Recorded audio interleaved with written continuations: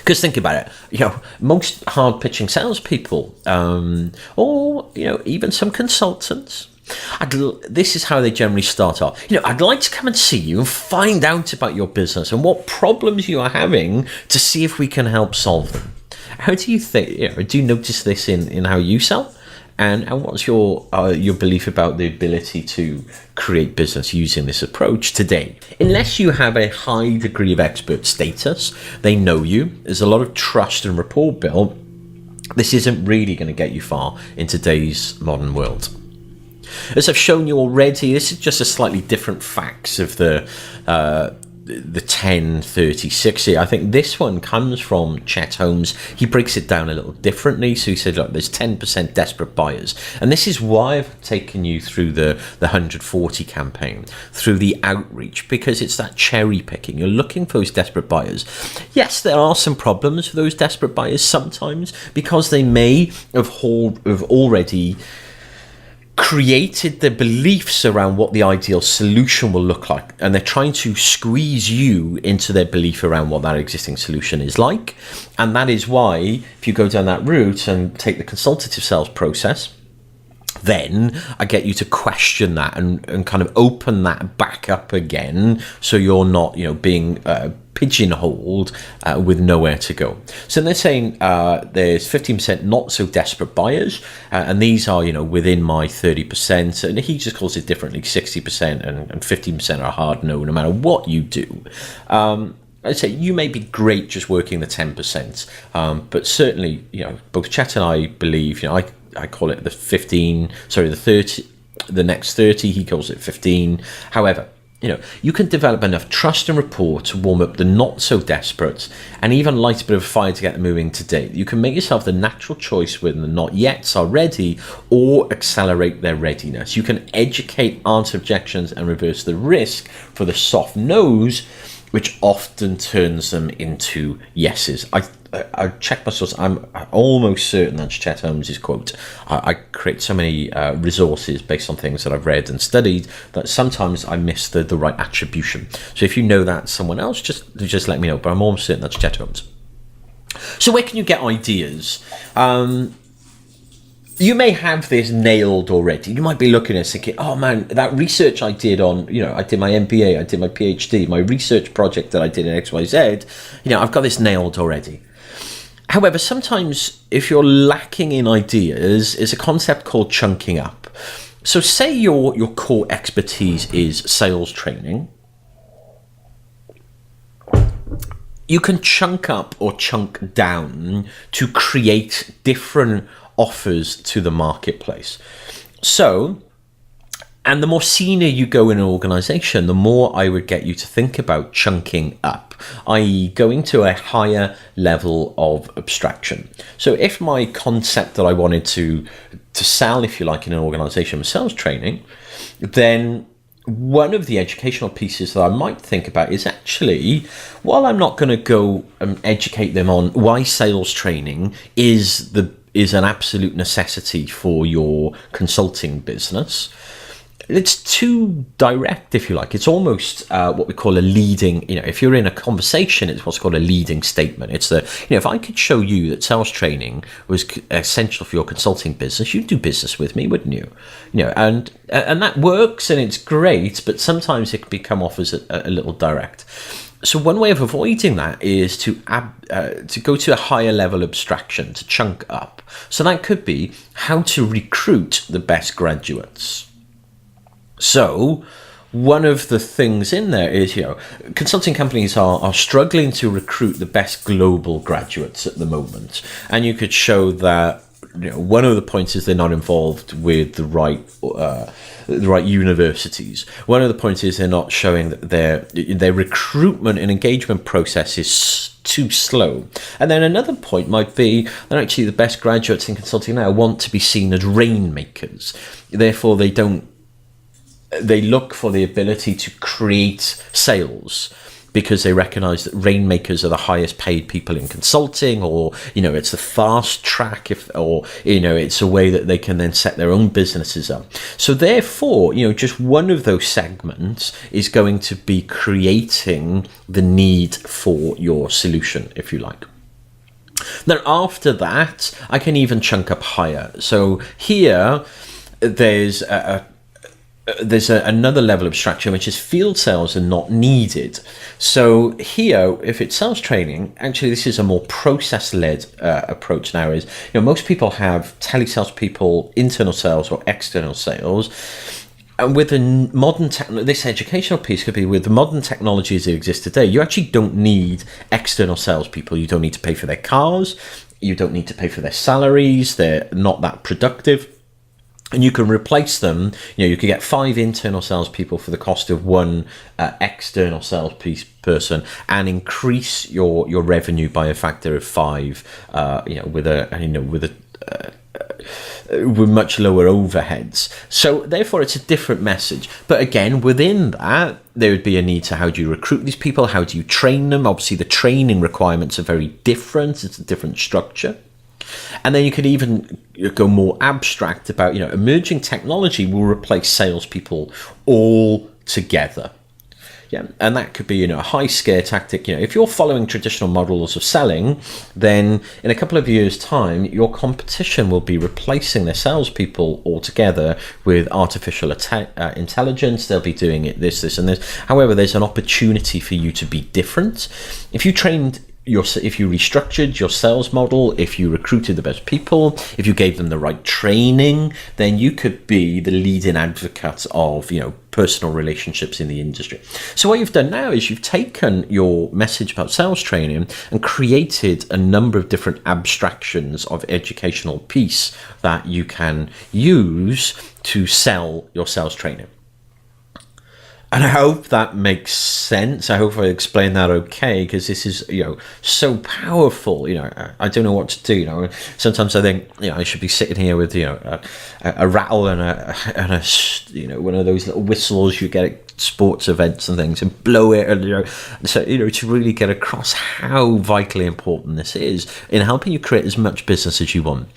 However, it doesn't always need to be that complex. Sometimes you can chunk down, and especially if you've never been to the market before, because sometimes it's okay to make offers to the marketplace, especially if you've already spoken to people in the marketplace. You don't need all these convoluted systems. In fact, you should shake it up a little. So if it's sales training, look, you could say, okay, every now and again, you could go out with a message specifically around prospecting, which is a core part of sales training. Or you could go out with a message that just focusing really in on prospecting with LinkedIn, or even then specifically prospecting with LinkedIn groups, or, even an offer which is to get them to become a customer, which is 50% off LinkedIn group training. And there's nothing wrong with those approaches as well. Probably the more junior you go in the organization, the more those chunking down are relevant, and the more engagement you have with them over time. So lots of different ideas. It doesn't have to be these big educational ideas. Once you've got engagement, you can have much more specific, especially if you're trying to engage different departments in a large company. At some levels, you could be educating some of them on a higher chunk up, and some of them you could be educating them on a much more lower chunk down. So lots of different ways you can do it. Where can you get the content? Where do you get the structures? So first thing is benchmark studies. One you can do yourself. So with the technology and the skill set that I've given you with the 140 campaign, with the outbound emails and video emails, and even the co-creation stuff and all of that, you could be doing your own benchmark studies. You could, and not only that, you could be repurposing all that content as well. So you could be doing benchmark interviews, which you could also be doing as podcasts, which you could also be, so you could create your own. Or you can go to third-party organizations and pay and fund that, depending on what size of business and your appetite for investment is. Or you could pull together other benchmark studies. And that's a key one, really, where most people start out is, the expert in an industry doesn't create the content. What they do is they collate, refine, and look at distinctions between all of the other benchmark studies and content that are out there. And again, case studies, a great way of doing it. People want to know what other people are doing in their industry. However, if you're going to take this approach, it cannot be, hey, here's a bland case study, here's why we're great. It has to be around, here's the problem that they were in. Here's what they've tried that's worked. Here's what they've tried that's failed. Yeah, think about it. The case study is almost the consultative sales approach. Here's the problem they were in. Use the same structure that I've given you. Here's the problem that they're in. Here's what they've tried that's worked. Here's what they've tried that failed. This was the financial impact. These were the things that they were thinking about that would get in their way and that would block them. Here's eventually why they broke out of their inertia and took this decisive action. Here's what they implemented. Here's the structure we use. Here's some of the IPR we created, and here's the results that they've got. 2 or 3 good ones of those are worth their weight in gold. Again, interviewing the key prospects, a little bit like the benchmark study one. So that can be a more, personal insight, what they believe is the future of the industry, that type of approach, which you could use to educate, or other key experts, if it is safe to do so and not devaluing your position as an expert. And that's the key thing. I see many experts who want to do this, engage with companies. All of their content is sharing other experts. And while no one, in presentations like this, in your educational content, draw on research. Absolutely, you cannot do this alone. The more you draw on research and cite your studies and your resources, actually the better you look, the more you're seen as the expert. But if all you're ever sharing is other people's stuff, then ultimately you're devaluing your position. Piecing together multiple data sources, again, a little bit like the benchmark studies, pulling together disparate bits of information that you found.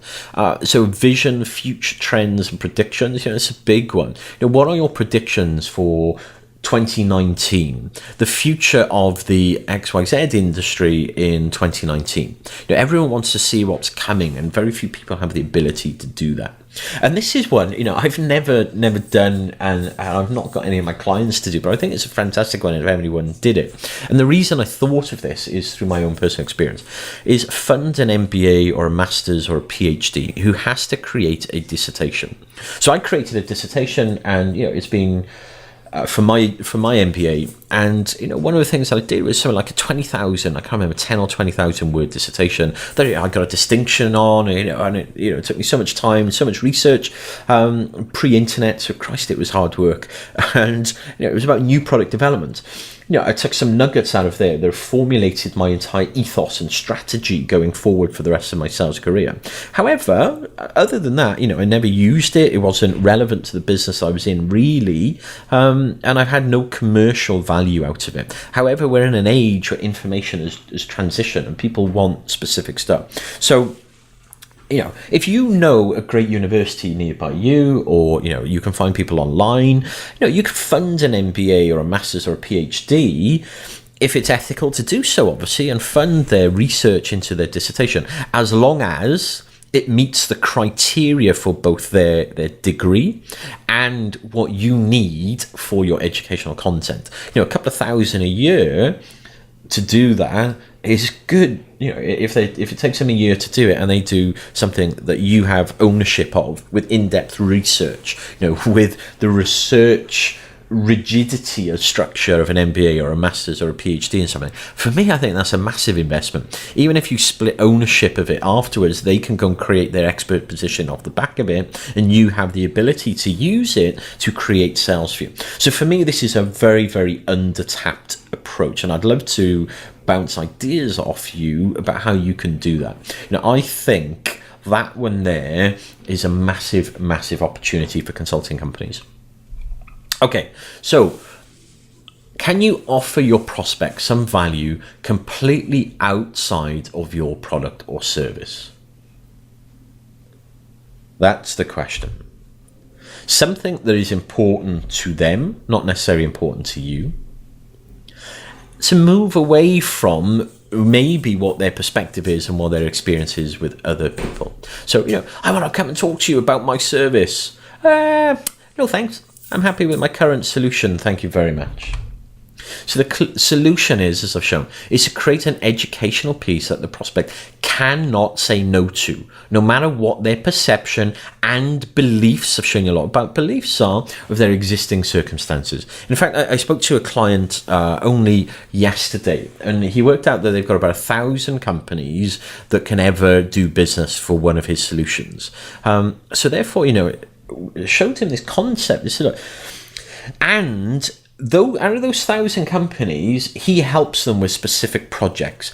Those projects are not constant. They come and go. So even if he's got a great relationship with a small number of them, they may not have projects for him to work on.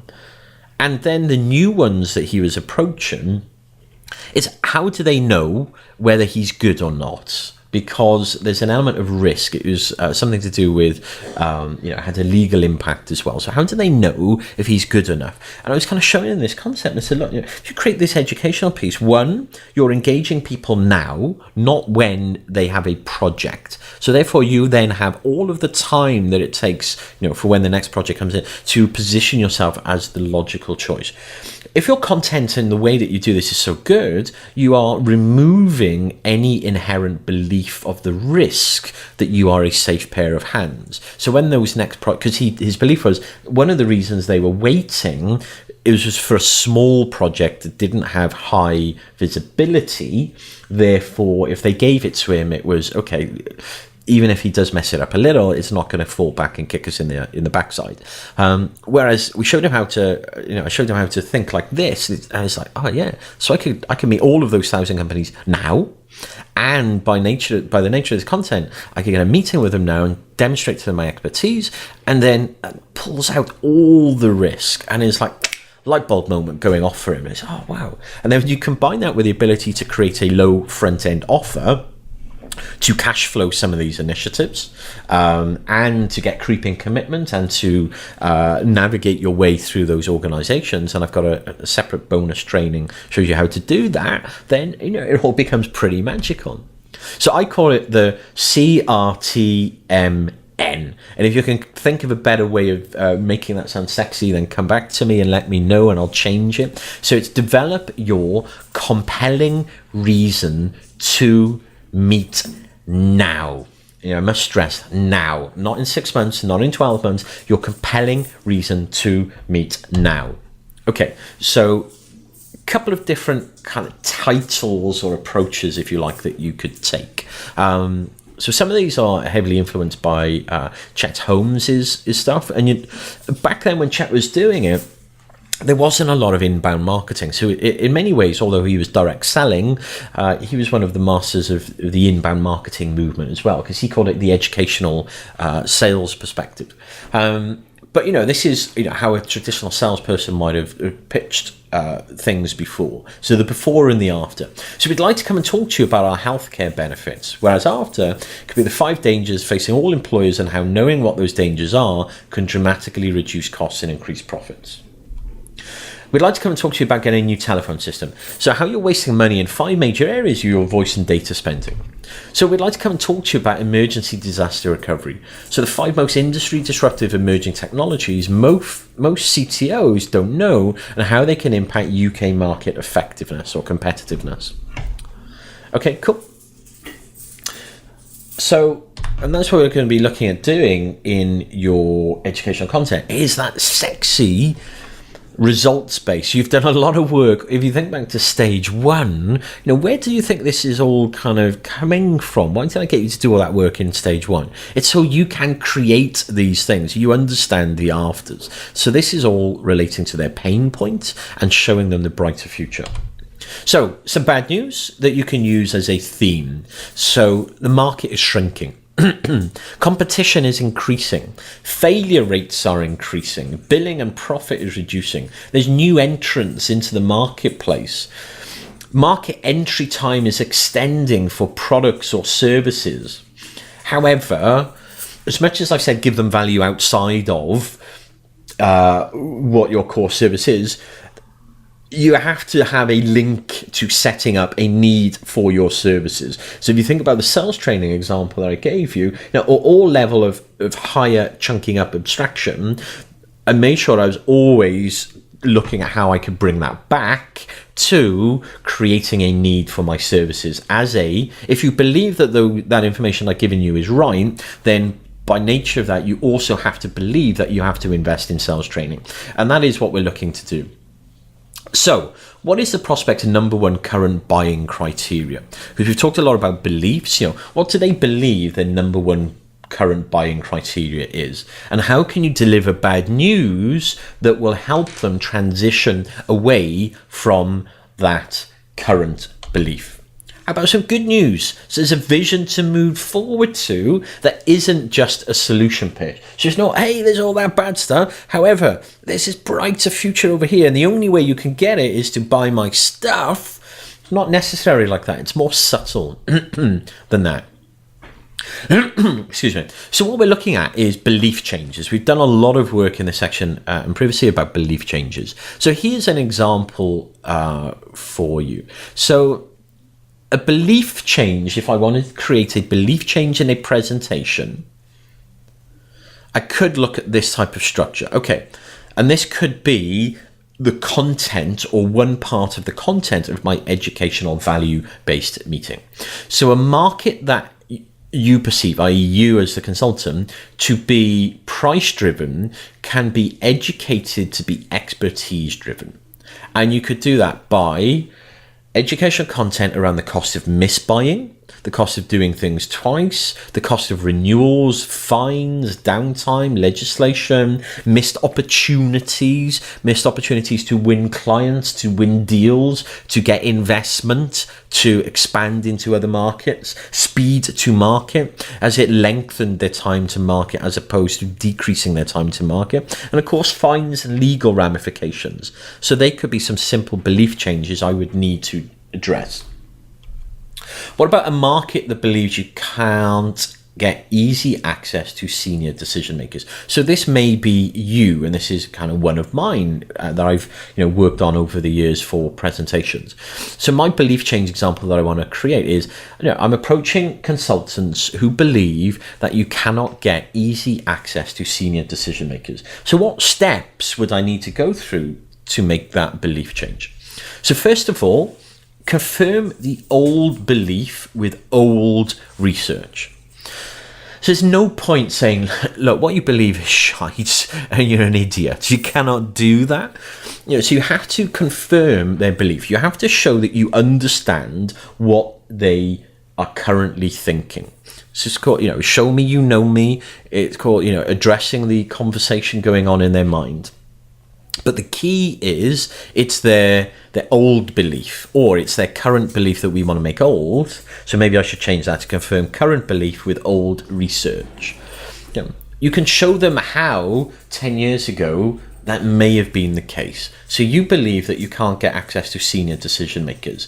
Yeah, and that might have been the case because you needed a team of cold callers. That was the only way to do it, and you had to employ them, the skills to learn how to cold call, and the nuances were hard. It goes against your personality style. You didn't want to do it. Here's the research that backs that up.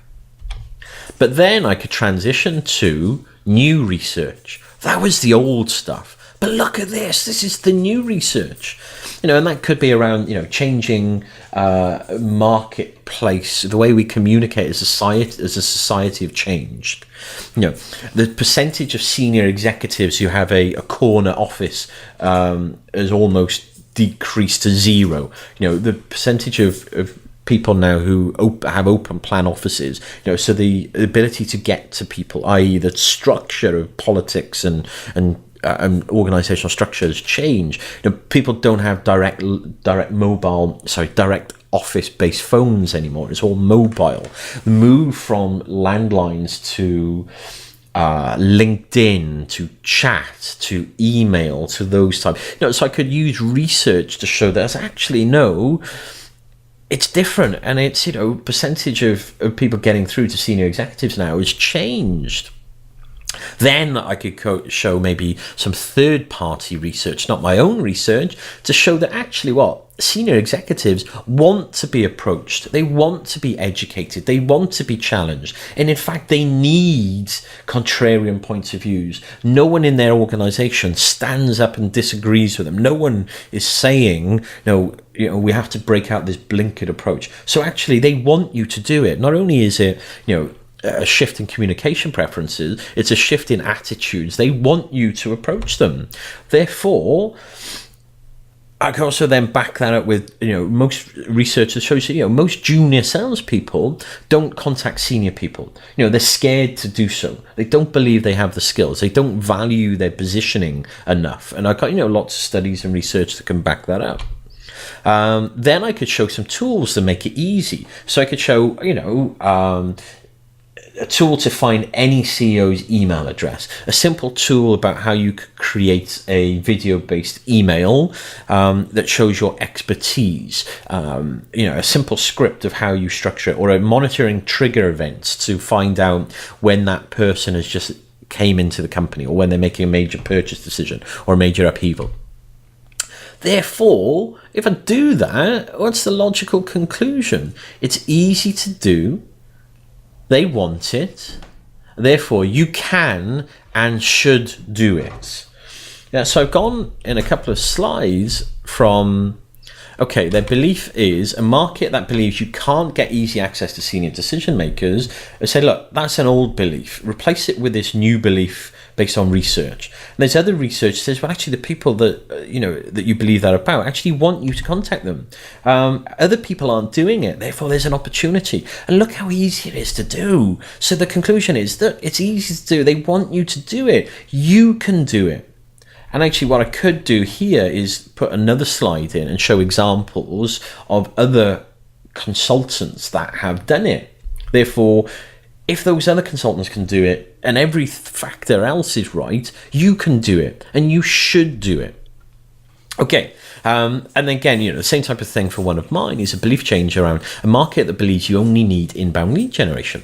So therefore, I've got studies that show up, the makeup of inbound versus outbound lead generation of best-in-class companies by third-party research companies show that some of the fastest most profitable companies in the US have a mix of 80% outbound and 20% inbound lead generation. So all the noise around inbound, the most profitable and fastest growing companies still have 80% outbound lead generation. Third-party research. But I could, following the previous one, I could show research that would show them why they think that, or even show them how much of the blogosphere and Google News and all that is dominated by people creating content around why you need inbound lead generation as my first one to back up their existing belief, but then also make them draw the conclusion that the reason they're doing all that is because that's what they do, whereas other companies are quietly getting on with outbound lead gen and they're the ones that are winning the best in class. Fastest growing company stats, most of the US fastest growing companies are using predominantly outbound sales processes. Show the buying processes, as I've shown you. If you want to engage senior people, you've got to be doing outbound. If they're waiting for them to come to you, they're going to pigeonhole you in this decision-making unit. They're going to tell you exactly how you're going to work with them. They're going to tell you what they want. Therefore, you're not accessing senior people. Look at the results of the percentage of your inbound leads that convert and what's the revenue potential. Profit margins on inbound are low because they already know what they want and they're price shopping, and then all of these can combine to how easy it is. So it's just a massive opportunity. So that could be an educational piece in its own right there. There's some bad news. And the bad news is that it does take work. I never said all of this is going to be easy, but to think through this and create this, it takes a little bit of work and time and effort. But the results will pay back for you in bucket loads. So here's the Chet Holmes model. I don't think you necessarily need to this extent anymore. And this was, a lot a lot more detailed when the internet wasn't quite as high impact as it is now. But Chet Holmes' model, as he outlines in the Ultimate Sales Machine, is research your industry over a 30-year period. Identify bad news. How can it tie in with your solution? And identify patterns in all that data so you become an expert in your industry. And that's why very early on in these processes that we've been working together, so specialization, work in one industry, one segment, because it helps you become the expert. So therefore, a pattern could be, everyone is citing that unemployment has gone down over the last 20 years in the United States. However, when you break that down and look at the numbers, unemployment in over 30s white-collar men is up by 60%. If your target is 30-something white-collar men, then that is why you do that.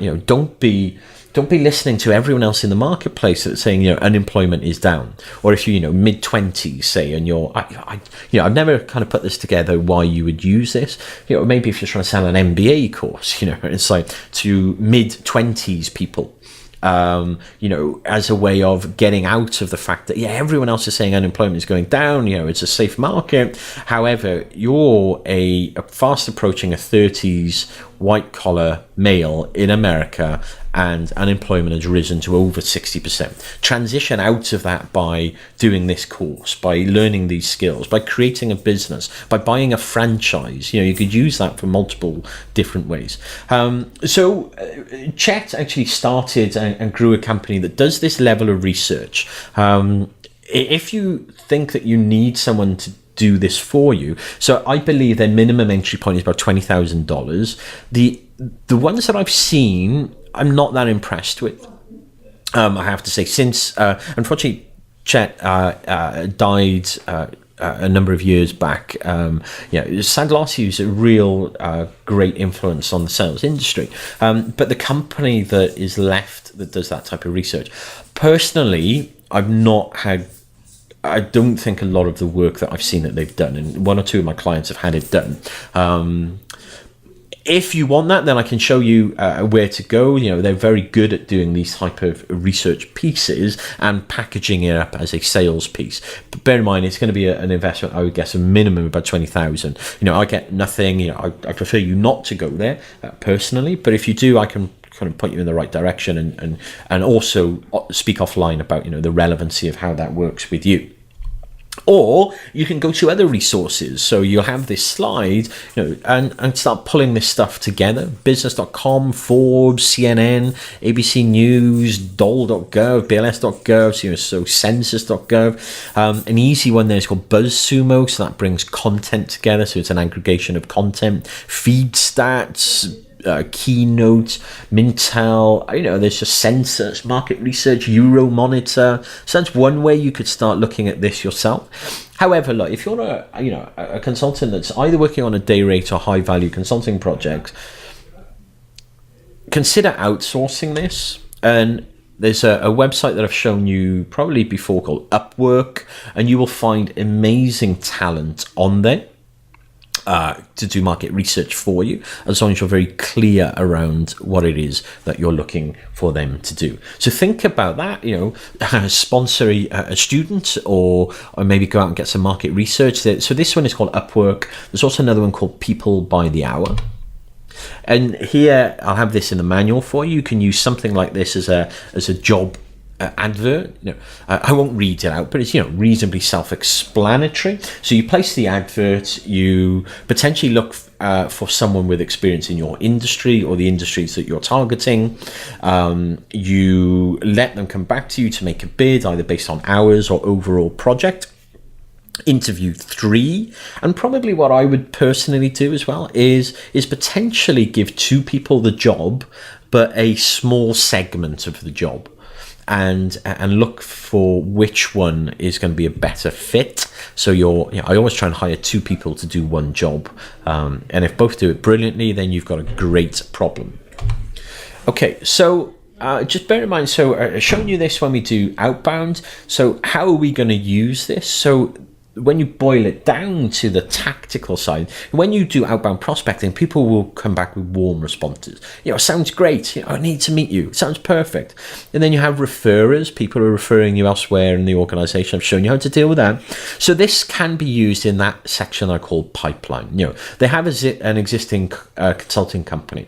They're under contract to someone that they perceive or believe is the same as you. It's not high priority for 6 months. We're too big for this type of consulting project. We're too small for this type of consulting project. It's not on our radar. We don't have any projects that we would use you with. This type of approach is how you break through and eradicate those beliefs about why they don't need to meet you, to create your compelling reason to meet now. So what's the structure? So your productized first meeting core message structure. So I hope you see by now, and I'm kind of taking you through the process, it's very different to how most consultants would do it in the first place, because most consultants would naturally lend themselves to content. I need to give them this content. I need to give them this content. I need to give them this content. And that's how they would structure it. But the reality is, if there isn't any belief that you're looking to change, you shouldn't be putting that content in, because our outcome here is more of a stepped or a stage gate sales process to move you to the next stage. So again, I'm going to give you an example. So outbound is too salesy, not in keeping with brand. So their current state, their desired state that I want them to be thinking is, when done properly, my brand can get great exposure and proactive business. In fact, I'm going to skip through that. I want to get into the content. So remember, senior people, if you're targeting them, looking to understand current issues, establish short and long range business objectives, set long and short range business strategy. So always have that on your mind if you're dealing with senior people. So I've created a presentation or an educational based structure for you. So you have it as an image, also a link to a solution called draw.io, which is a free online service. So you can change this. It links with Google Drive if you're a Google Drive user. So let's break down the core sections. So the title. So I've already given you title examples in this video. So the title should allude to the problems and the vision potentially. So how to, you're in this problem, here's the brighter solution. So there's title examples in this presentation, there's title examples in the manual, and I'll be working with you in the Facebook group to see how well you create those titles. You could then have a transition from the title slide to the core pain points and shock. It's called, in many instances, it's called a pattern interrupt. So here's the title, and then the next slide is, here's all the pain points. Here's all the impact of what's going on. Here's what I know about your business. Here is X, Y, Z. You got this, this, and this. You're struggling. And you could obviously make that relevant if you've had a call. So if you've run this after a consultative sales call, make it relevant, to really shock them. But instead of being timid about them, draw out, will leave nothing to the imagination what the impact of that is going to be for their business.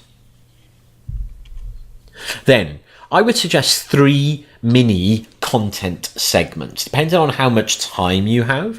If you have about 45-50 minutes, then that will enable you to get 3 decent content segments in.